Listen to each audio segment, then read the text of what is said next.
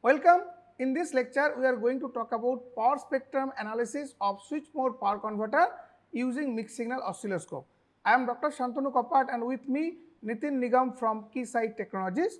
In this lecture, we are going to consider time frequency domain correlation of signals in switch mode power converter and instability in switch mode power converter and their corresponding power spectral density. And here we are going to consider a buck converter, digitally controlled buck converter prototype, and Nitin is going to demonstrate using mixed signal oscilloscope how to capture power spectral density and how to characterize the power spectrum. Hi, in this lecture we learned about how to do the frequency domain characteristics and the time domain correlation between both the signals together. It is very important to do this correlation in the oscilloscope. It helps us to understand a much deeper analysis of that particular signal. For doing this experiment, we have taken inductor current signal on the oscilloscope connected on channel number 2. When we do a specific measurement related to the particular signal, if we are doing the frequency specific measurement, we could see the frequency specific of that particular measurement is 200 kilohertz. Add measurement.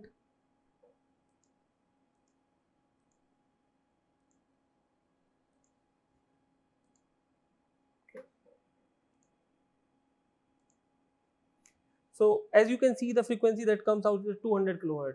When we are doing the spectral measurement of this, we need to switch on the FFT function which is available in the menu, and we can go to the specific channel and switch on the specific function related to the frequency. We could see on the bottom side the time domain signal and the frequency domain signal coming together, and we could easily identify the first frequency which is at 200 kilohertz, and furthermore we could see the harmonics of that. It's very easier to correlate the time domain signal and the frequency domain signal together, and if there is any changes specific to the signal load, we could see what are the other frequency component that has been introduced into the specific measurement. Thank you. Okay, I think Nitin has already demonstrated about how to get the power spectral density of the switching signal. So here I want to add some more information. Here you can see this is the inductor current of this buck converter, and we are running using inner closed loop. I mean, that means it is a current mode control where only inner loop is closed, and it is a mixed signal current mode control. We have not closed the outer loop. So in this condition, the converter is running under stable periodic behavior. It shows the periodically stable behavior, and corresponding spectrum you can see if you take the power spectral density of the inductor current FFT, then you will see because it has some average value.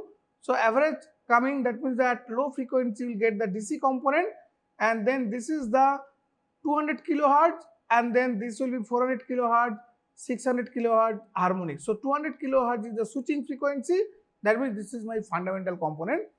Now this is under stable periodic behavior, and under pulse width modulation, fixed frequency pulse width modulation, this is the power spectral density.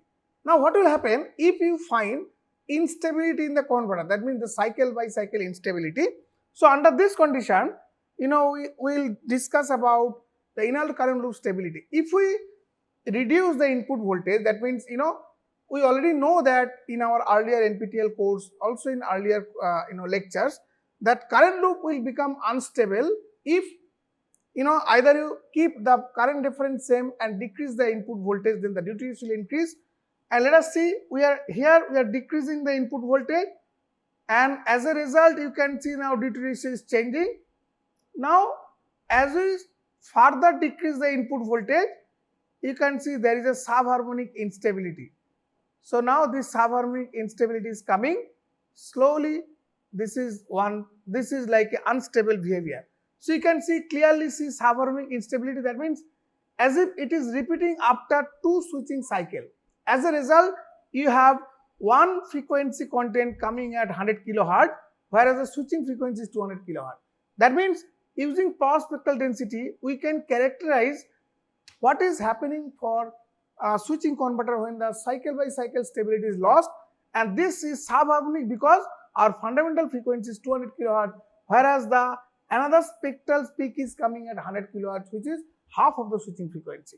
Similarly, if you further decrease the input voltage, you will find more unstable behavior, and it may lead to even high periodic as well as chaotic behavior. So it is, that means the main takeaway of this particular lecture is that you can clearly evaluate the power spectral density of a stable as well as unstable behavior of a switch mode power converter. Thank you very much.